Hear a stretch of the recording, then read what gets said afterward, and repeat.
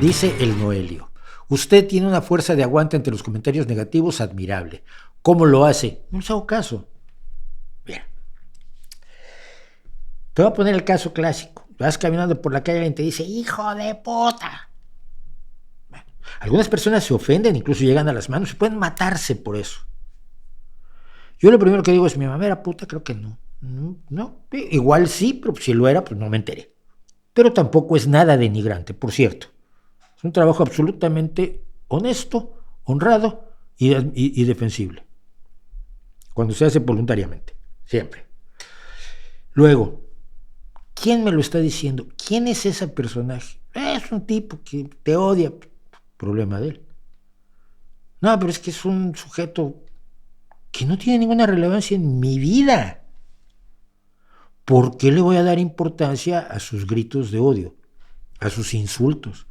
A mí me insulta alguien que, oye, alguien a quien le tengo yo respeto y cariño y consideración intelectual o moral o artística y que me dice: oye, Mauricio, eres un imbécil por haber hecho esto. Tampoco me lo tomo como insulto, probablemente digo: uy, igual tienes razón, déjame ver, porque imbecilidades cometemos todos. Pero los comentarios negativos, ¿qué pueden decir? No les gusta mi aspecto. Pues sí, si cambiara yo mi aspecto tampoco les gustaría, o sea que me da igual. El otro día pensaba yo en unos que son muy chistosos, que son los que me dicen: es que te vistes como joven. No, mira, no. Si es porque tú te vistes igual que yo, tú tienes un problema. Yo me vestía así desde los 18 años, con camisetas y pantalones vaqueros.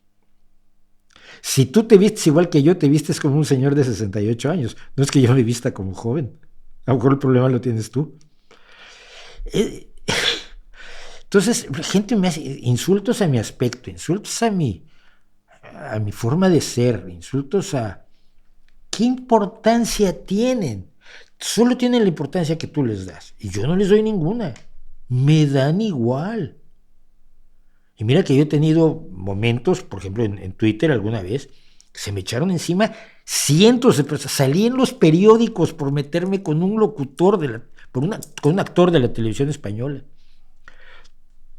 Hice un comentario además que me parecía lo más inocuo del mundo. Salí en los diarios, me dieron hasta... Insultaba gente, todo mi timeline era insultos. Pues mira, qué divertido, les molestó. Y ya.